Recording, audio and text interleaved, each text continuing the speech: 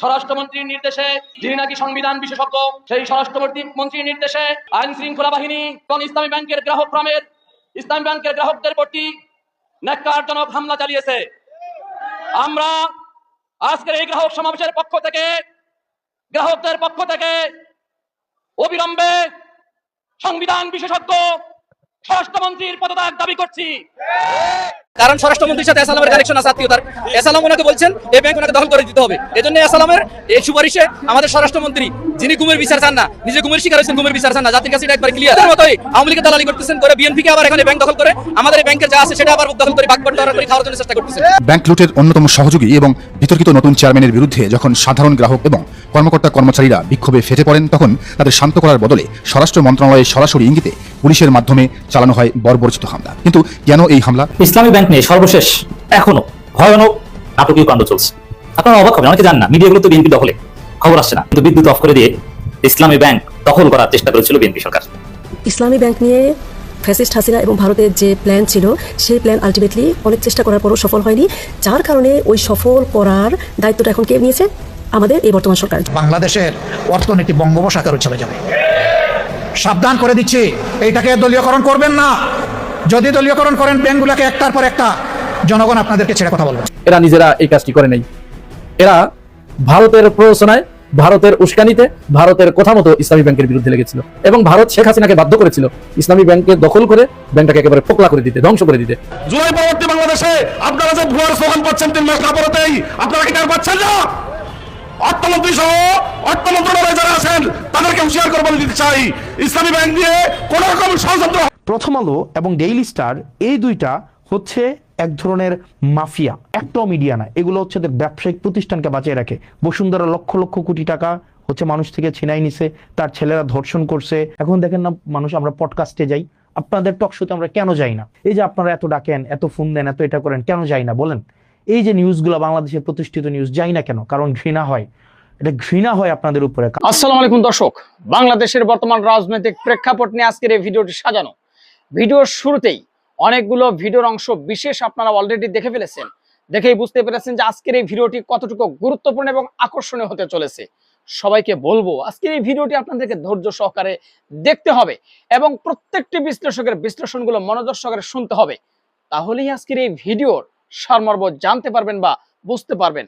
তো চলুন তাহলে কথা না বাড়াই, একটা লাইক দিয়ে সবগুলো ভিডিওর বিস্তারিত আলোচনাগুলো শুনে আসি। Listen to me.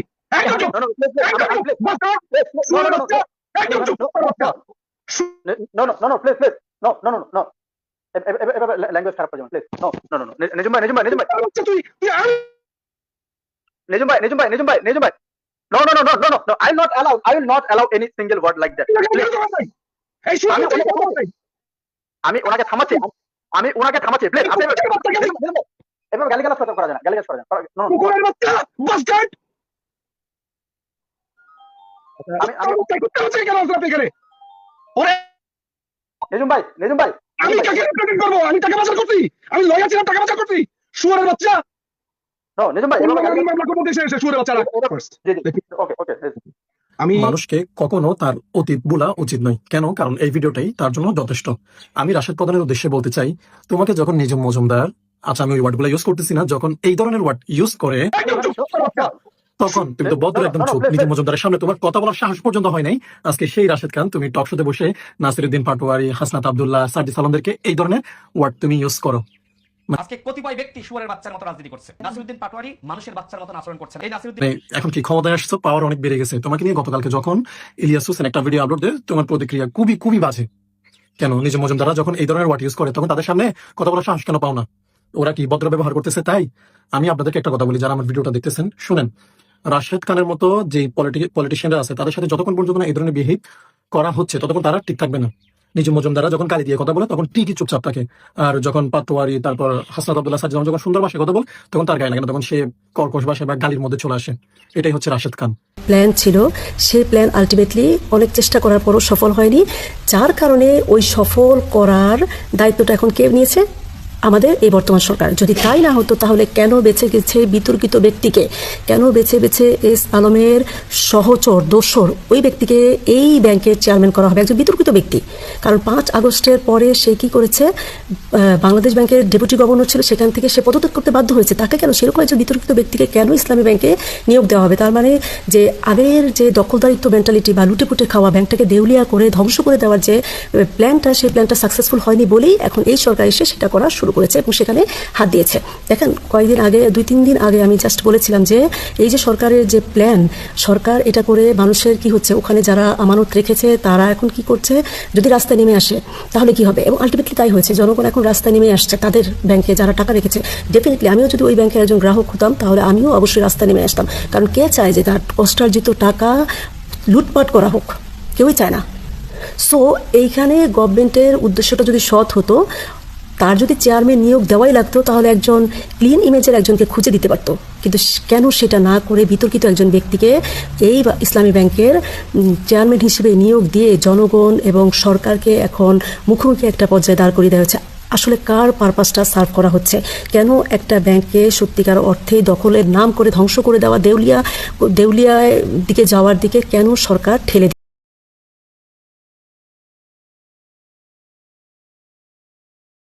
ব্যাংক নিয়ে সর্বশেষ এখনো ভয়ানক নাটকীয় কাণ্ড চলছে। আপনারা অবাক হবেন, অনেকে জান না, মিডিয়াগুলো তো বিএনপি দখলে, খবর আসছে না। এমনকি জামাত ইসলামী ঢাকা মহানগরী দক্ষিণ মিডিয়া খবর পাঠাচ্ছে, কিন্তু মিডিয়াগুলো প্রচার করছে না। দর্শক, এই মতিঝিলে 2013 সালে 5 মে বিদ্যুৎ অফ করে তারপর গণহত্যা চালানো হয়েছিল।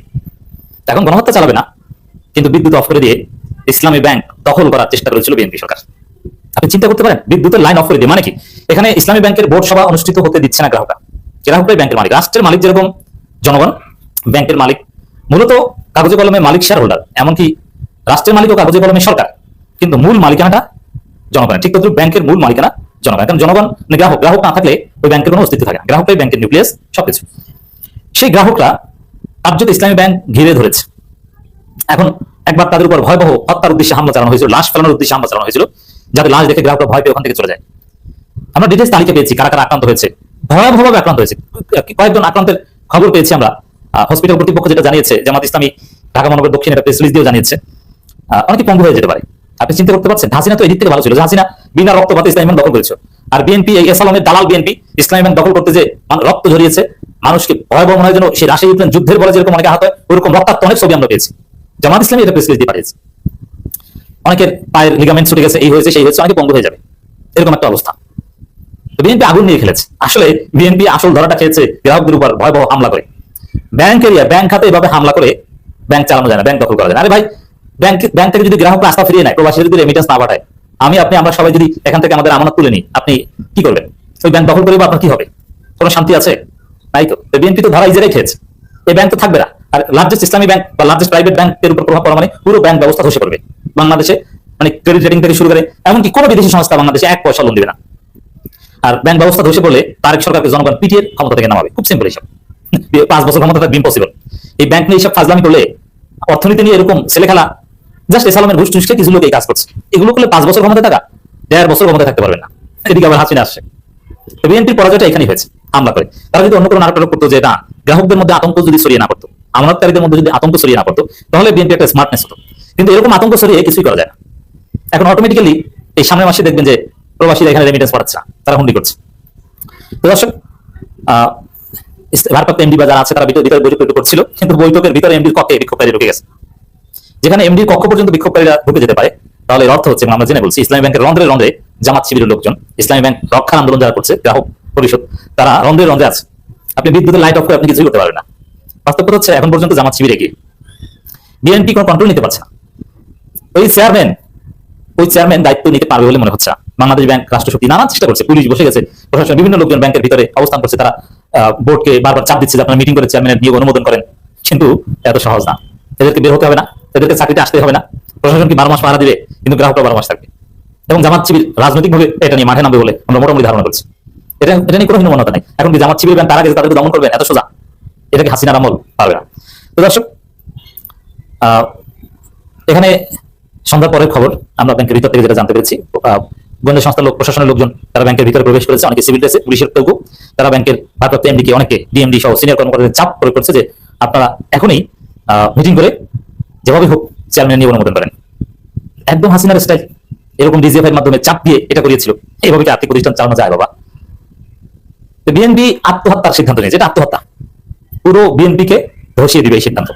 আর জামাত শিবিরটা আঙুল চুষবে না, এত সোজা না। তাদের মাথার ঘাম পায়ে ফেলে তাদের রক্ত বিক্রি করা, প্রতীকী অর্থ বলছে, রক্ত বিক্রি করে যে ব্যাংক তৈরি করা হয়েছে সাংগঠনিক সিদ্ধান্তে, সেই ব্যাংক তাদের চোখের সামনে দখল হয়ে যাবে, তার আঙুল চুষবে না। এত সোজা না, এত সোজা না। তার একটা প্রমাণ দিই। সকালে গ্রাহকদের শান্তিপূর্ণ মানববন্ধনে ভয়াবহ সন্ত্রাসী হামলা চালিয়েছে এস আলমের পুলিশ। এবং এই এস আলমের পুলিশ এদের কপালে বিপদ আছে ডেফিনেটলি। এরা আওয়ামী লীগ আমলের গণঅভ্যুত্থান থেকে বিপ্লব থেকে শিক্ষা নেয়নি। কিন্তু এই 50 জনকে গুলিবিদ্ধ করেছে, অনেকে পঙ্গু হয়ে যাবে, অনেকে চোখ নষ্ট হয়ে যাবে। আমার কাছে ডিটেলস তালিকা আছে কে কে হাত হয়েছে, অনেক সাংবাদিক হাত হয়েছে ভয়াবহভাবে। কিন্তু তাতে কি গ্রাহকরা থেমে আছে না? এই ভয়াবহ নির্লজ্জ হামলার পরও পুরো ব্যাংক এরিয়া ছিল গ্রাহক পরিষদ জামাত শিবিরপন্থীদের দখলে। এবং আমাদের দেশের খবর, ইসলামী ব্যাংকের সামনে বিক্ষোভ চলছে। মানে আহত হয়েছে ওই যে হাসিনার আমলের মতো, একটাকে গুলি করে একটা যায়, কিন্তু আসে তো 5টা। এখন গুলি করে 50 জনকে আহত করেছে, এসেছে আবার 5000। আপনি ফাজলামি করবেন ইসলামী ব্যাংক নিয়ে, কাদের সাথে লাগতে গেছে? পারবেন না। এই যে গুলিবিদ্ধ, গুলি করা, টিয়ার শেল, রাবার বুলেট, জলকামান, এগুলোর ব্যবহারের পরও আবার পরিপূর্ণভাবে ইসলামী ব্যাংক এরিয়া দিলকুশা জামাত শিবিরপন্থীদের দখলে চলে গেছে। পুলিশের কত হামলা করবে? এভাবে তো ব্যাংক দখল করা যায় না। এবং দখল করে আপনি এরকম প্রত্যেকদিন সকাল সন্ধ্যা হামলা করে কি চেয়ারম্যানকে রক্ষা করতে পারবেন? পারবেন না। বাংলাদেশ ব্যাংক বলছে যে রাস্তার আন্দোলন নয়, আইন মেনেই হবে ইসলামী ব্যাংকের সিদ্ধান্ত। এটা হাসিনা বলতো, যেসব আন্দোলন হবে না, আদালত সিদ্ধান্ত নেবে, ওটার বিষয় বলতো না। যেই আন্দোলন তুঙ্গে উঠছে তখন আদালতের মাধ্যমে জরুরি সিদ্ধান্ত নিয়ে দাবি পূরণ করিয়ে নিয়েছে। তো এই যে রাস্তার আন্দোলন নয়, আইন মেনেই সিদ্ধান্ত হবে, এগুলো হচ্ছে ফেসিবাদী কথা। গ্রাহকদের কথা শুনবেন না, মালিক পক্ষের প্রতিষ্ঠানের কথা শুনবেন না, আপনি এস আলমের কথা শুনবেন, আপনি এস আলমের আইন শিখান, এইসব ফায়দামি চলবে না। তো দর্শক, রাজপথের আন্দোলনের ফলেই চূড়ান্ত ফয়সালা হবে, এটাই ফাইনাল কথা। এবং ইসলামী হেড অফিসের সামনের পুরো রাস্তার বিদ্যুৎ বন্ধ করে দেওয়ার খবর আমরা পেয়েছি। বিদ্যুৎ বন্ধ করে দিয়ে গ্রাহকদের অন্ধকারে রেখে বোর্ড মিটিং করিয়ে অনুমোদন করার চেষ্টা করছে। যদি জোর করে করেও এটা কালো অধ্যায়। এইভাবে আকাম করে এটা টেকানো যাবে না। সোজা ডলা খাবে, মায়ের খাবে, গ্রাহকদের মায়ের খাবে। তো দর্শক, এখন পর্যন্ত যে পরিস্থিতি, এতে বিএনপি তো ভুলের মধ্যে আছেই। এটা বিএনপির জন্য কোনো ভালো বা বিজয়ী, তারা যে জিততে পেরেছে, ইসলামী দখল করেছে, আমি মনে করি না। তাদের অবস্থা খারাপ, এটাই মনে হচ্ছে। আর জনগণকে আহ্বান জানাবো আমরা আবারও, সবাই সতর্ক থাকুন। আর সেন্ট্রাল ব্যাংক পুরো বাংলাদেশে তো হাজার হাজার শাখা, শত শত শাখা, কয়টা শাখায় পুলিশ দিয়ে, গোয়েন্দা সংস্থা দিয়ে দখল করাবে। অন্যান্য শাখাগুলো বন্ধ করে দেওয়া হবে, স্থবির হয়ে যাবে, কর্মবিরতিতে যাবে। জামাত শিবিরের লোকজন সবাই সতর্ক থাকুন। ইসলামী ব্যাংক নিয়ে তাল বাহানা চলবে না, করতে দেওয়া হবে না। সবাইকে সজাগ থাকতে হবে। পুলিশ টিয়ার শেল মারে এক গ্রুপকে সরাবে, আর গ্রুপকে ওখানে যে অবস্থান করতে হবে। মনে রাখতে হবে, এই লড়াই বেশি দিনের না। এই চেয়ারম্যান যদি ঠেকাতে পারেন তাহলে পুরো, এবং এখানে যদি আপনি রাজনৈতিক শক্তি দেখাতে পারেন, আন্দোলন করতে পারেন, যেটা গ্রাহকদের অধিকার, গণতান্ত্রিক অধিকার, তাহলে এই ব্যাংক দখলের খায়েশ বিএনপি মিটে যাবে। যে না, ফাইজদামি চলে না, জনগণ আন্দোলন করে, গ্রাহক আন্দোলন করে, ফাইজদামি ঠেকিয়ে দেয়। কারণ গ্রাহকদের টাকা রক্ষা করার দায়িত্ব তাদের। আর ব্যাংক যদি দেউলিয়া হয়ে যায়, তখন এই যে লক্ষ কোটি কোটি গ্রাহকের যে হাজার কোটি টাকা, এই টাকা তো তারা পাবে না। নিজের সম্পদ রক্ষার জন্য তারা যুদ্ধ করবে, তারা রক্ষাক্ত হবে। কিন্তু ইসলামী ব্যাংক লুটেরাদের হাতে তুলে দেওয়া যাবে না। এই সিদ্ধান্তে জামাত শিবিরকে অটল থাকতে হবে। জনেরা বিভিন্ন মতামত ব্যক্ত করছে, কেউ ইন্নালিল্লাহ পড়ছে, কেউ আলহামদুলিল্লাহ পড়ছে। এখন প্রশ্ন আসতে পারে, এই ইন্নালিল্লাহ এবং আলহামদুলিল্লাহ এর হেতু কি? এর একটা কারণ আছে, এই কারণটা আমি বলবো। আর সাথে আজ সারাদিন, অর্থাৎ 1 জুন 2026, ইসলামী ব্যাংক নিয়ে মতিঝিলে যা হলো, এই বিষয়ে দুইটা কথা বলবো। দুইটা বিষয়ের সাথেই পরস্পর যোগ সাজুজ্য আছে। তোফায়েল আহমেদ যে মারা গেলেন, তিনি যেমন একটি অনিবার্য পরিণাম ভোগ করে মারা গেলেন, একটি শাস্তি ভোগ করে মারা গেলেন, ইসলামী ব্যাংকের জন্য এরকম একটি অনিবার্য পরিণাম ইতিমধ্যে ঘটে গেছে, আর একটি ঘটবে। এই বিষয়টার যে যোগ সাজুজ্য, সেই বিষয়টি নিয়ে দুটি কথা বলবো। প্রথমে আমরা ইসলামী ব্যাংক দিয়ে শুরু করি সংক্ষেপে, তারপরে তোফায়েল আহমেদের বিষয়টি আসছি। এই ব্যাংকটি পূর্বে যারা পরিচালনা করতো, তাদের রক্ত ঘাম একাকার করে দিয়ে ব্যাংকটি প্রতিষ্ঠা করা। এরপরে আওয়ামী লীগ সরকার ক্ষমতায় আসার পর থেকেই গণজাগরণ মঞ্চ, শাহবাগ এবং শাহরিয়ার কবির, এদের প্রত্যক্ষ মদদে ইসলামী ব্যাংকটি 2017 সালে এস আলম গ্রুপের হাতে তুলে দেওয়া হয়, জোর করে দখল করা হয়। এখন এই শাহবাগ, শাহরিয়ার কবির এবং গণতন্ত্র মঞ্চ, এরা কেন ইসলামী ব্যাংকের বিরুদ্ধে লেগেছিল? এর একটা কারণ আছে, ঐতিহাসিক একটা কারণ আছে। এরা নিজেরা এই কাজটি করে নাই।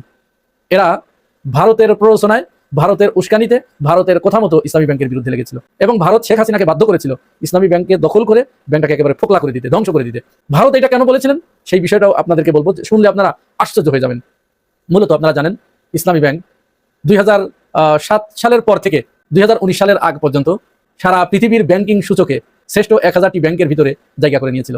এবং প্রতি বছর এই সূচক নিচের দিকে নামছিল। প্রথমে 1000তম হলো, তারপরে 999, 98, এরকম সর্বশেষ 951তম হয়েছিল। এবং আপনারা আশ্চর্য হবেন, এই দক্ষিণ এশিয়ার ভিতরে অন্য কোনো ব্যাংক ছিল না, অন্য কোনো দেশের ব্যাংক ছিল না। দক্ষিণ এশিয়ার যে দেশগুলো আছে আপনারা জানেন, নেপাল, পাকিস্তান, ভুটান, মালদ্বীপ, ভারত, বাংলাদেশ, এই দেশগুলোর কোনো ব্যাংক ওই জায়গায় জায়গা পায় নাই, শুধুমাত্র বাংলাদেশের একমাত্র ব্যাংক ইসলামী ব্যাংক। তো গ্লোবাল সূচকে যখন এই ব্যাংকটি এরকম ক্রমান্বয়ে একের পর এক তার সাফল্যের ধারা অব্যাহত রাখছিল, এটা ভারতের জন্য মাথা ব্যথা হয়ে গিয়েছিল। এবং ভারত এত বড় একটি দেশ, সে সব দিক দিয়ে গুণে মানে সেরা, ব্যাংকিং সেক্টরে সে নাই, ইসলামী ব্যাংক বাংলাদেশের ব্যাংক সেটা এগিয়ে যাচ্ছে, ভারত এটা মেনে নিতে পারেনি। যে কোনোভাবে ব্যাংকটাকে দখল করার জন্য, ধ্বংস করার জন্য শেখ হাসিনাকে লেলিয়ে দেয়। আর শেখ হাসিনা গণজাগরণ মঞ্চ, শাহরিয়ার কবির, তারপরে শাহবাগ, এদের মাধ্যমে আওয়াজ তোলার পরে 2017 সালে এসে সেটা কার্যে পরিণত করে। এরপরে 5 আগস্টের পরে যখন শেখ হাসিনা পালিয়ে গেল, এরপর ব্যাংকটি আস্তে আস্তে ঘুরে দাঁড়াতে শুরু করে, আবার তার আগের অবস্থায় ফিরে আসতে শুরু করে। এখানেও ভারত আবার তাদের মাথা খারাপ হয়ে যায়। এবার আপনারা জানেন, যার সম্পর্কে এই বিষয়ে যথেষ্ট আলোচনা সমালোচনা রয়েছে, যাকে ভারতের সাথে রিলেট করা হয়, তার পকেটের লোক, তার মাধ্যমেই আবার নতুন করে ইসলামী ব্যাংক দখলের একটা পাঁইতারা করা হয়। অসংখ্য লোক ছিল, বিএনপির খোদ অনেক ত্যাগী মানুষ আছে, অনেক যোগ্যতা সম্পন্ন লোক আছে, তাদের কাছে দিয়ে দিত, কোনো কথা ছিল না। এই খোরশেদ আলমকেই কেন দিতে হলো? খোরশেদ আলমের মতো এস আলমের একজন একনিষ্ঠ খাদেম, ভারতের একনিষ্ঠ খাদেম, তার কাছে কেন দিতে হলো? সরকার কেন এই কাজটি করতে গেল? এটি কি সরকার তার নিজের সিদ্ধান্তে করেছে? না, তার নিজের সিদ্ধান্তে করে নেই। স্বরাষ্ট্রমন্ত্রী সরাসরি তিনি নিজে ইনভলভ হয়ে অন্য জায়গা থেকে আদিষ্ট হয়ে তিনি এই কাজটি করেছেন, যেন ইসলামী ব্যাংক আর ওই গ্লোবাল ফাইন্যান্সে এবং ওই সূচকে আর জীবনে কোনোদিন না দাঁড়াতে পারে, জীবনে আর কোনোদিন মাথা তুলে না দাঁড়াতে পারে, সেই ব্যবস্থা করা হচ্ছে। যাই হোক, এই বিষয়ে আমার কথা শেষ। এই ব্যাপারে এদেশের হাজার হাজার লক্ষ লক্ষ মানুষের ব্যাংক এটি, কোটি গ্রাহকের ব্যাংক এটি। গ্রাহকরা কি করবে সেটা গ্রাহকের ব্যাপার, এদেশের জনগণ এটি মেনে নেবে কিনা সেটা জনগণের ব্যাপার। এখন আমরা তোফায়েল আহমেদের ব্যাপারে চলে আসি।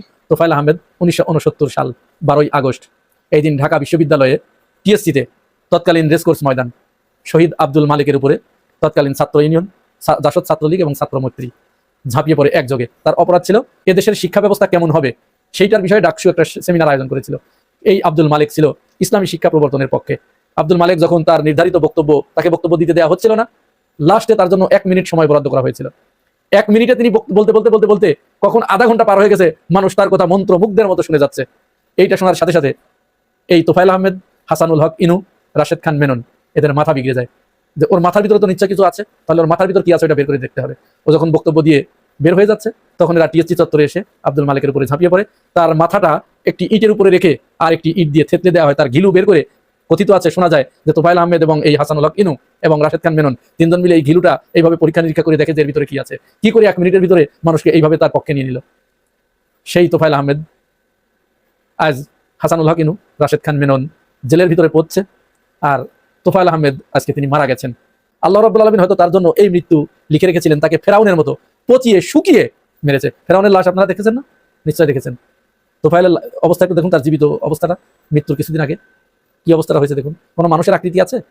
এটা স্বয়ং আল্লাহ রাব্বুল আলামিনের শাস্তি। এটা ফেরাউনকে যেরকম মুসার সাথে গাদ্দারি করার কারণে তাকে শুকিয়ে তিলে তিলে মেরেছে, আব্দুল মালিককে হত্যার অপরাধে আল্লাহ রাব্বুল আলামিন তাকে এই দুনিয়ার বুক থেকে এইভাবে শুকিয়ে কাট করে তাকে দুনিয়া থেকে বিদায় করালেন। এটা তার পাওনা ছিল। প্রমাণ হিসেবে আমি আপনাদেরকে একটি ছবি দিচ্ছি, দেখুন একটু। এখানে লাল দাগ দিয়ে যে চিহ্ন দেওয়া আছে, 1 নাম্বার যিনি মাটিতে পড়ে আছেন তিনি আব্দুল মালিক, আর 2 নম্বরে তিনি হচ্ছে তোফায়েল আহমেদ, 3 এবং 4 হাসানুল হক ইনু এবং রাশেদ খান মেনন, তাদের লাল চিহ্ন করে দেওয়া হয়েছে। এই ব্যক্তির মৃত্যুতে আওয়ামী লীগের লোকজন, তারা বর্ষিয়ান রাজনীতিবিদ, মহান রাজনীতিবিদ ইত্যাদি উপাধিতে ভূষিত করছে, কিন্তু একটিবারের জন্যও তারা তাকে এই জিনিসটা স্মরণ করিয়ে দেয় নাই। অথচ এই যে হত্যার দৃশ্য, এটি তো ওই দিনের সমস্ত পত্র পত্রিকায় কিন্তু প্রকাশিত হয়েছিল। যাই হোক, যেটা বললাম যে 12 তারিখে তার উপরে আক্রমণ করা হয়, পরে ঢাকা মেডিকেলে 3 দিন চিকিৎসারত অবস্থায় থাকার পরে 1969 সালের 15ই আগস্ট শহীদ আব্দুল মালিক এই দুনিয়ার বুক থেকে শেষ নিঃশ্বাস ত্যাগ করে মহান রব্বুল আলমিনের সান্নিধ্যে তিনি পাড়ি জমান। এই দিনটিকে স্মরণ করে রাখার জন্য এদেশের ইসলামপন্থী মানুষেরা ইসলামী শিক্ষা দিবস হিসেবে দিনটিকে প্রতি বছর পালন করে থাকে। যারা এই তোফায়েল আহমেদের মৃত্যুর সংবাদে তাকে মহান করবার চেষ্টা করছেন, তাকে মহান করুন, কোনো অসুবিধা নেই, কিন্তু তার অপরাধটুকু, তিনি যেটি করেছেন, যেটি প্রতিষ্ঠিত, এটুকু জনগণের কাছে তুলে ধরা প্রত্যেকের উচিত বলে আমরা মনে করি। দর্শক, আশা করি সবগুলো ভিডিওই দেখেছেন এবং সকল বিশ্লেষকদের বিশ্লেষণগুলো মনোযোগ সহকারে আপনারা শুনেছেন। তো প্রত্যেকটি বিশ্লেষকের বিশ্লেষণগুলো শোনার পরে আপনারা কি জানলেন, বুঝলেন, অবশ্যই আপনাদের মূল্যবান মতামত আজকের এই ভিডিওর কমেন্ট বক্সে জানিয়ে দিন। আর হ্যাঁ, পারলে ভিডিওটি শেয়ার করে সবাইকে দেখার সুযোগ করে দিন। আর আমাদের এই channel Nasir Islamic media centre যদি আপনারা নতুন হন, প্রতিনিয়ত এ ধরনের গরম গরম খবরগুলো পেতে আমাদের এই চ্যানেলটি সাবস্ক্রাইব করে আমাদের সাথে থাকুন। ইতিমধ্যে যারা অলরেডি সাবস্ক্রাইব করে দিয়েছেন সবাইকে অসংখ্য ধন্যবাদ জানিয়ে ভিডিওটি এখানে শেষ করছি। ভালো থাকবেন সবাই, আল্লাহ হাফেজ।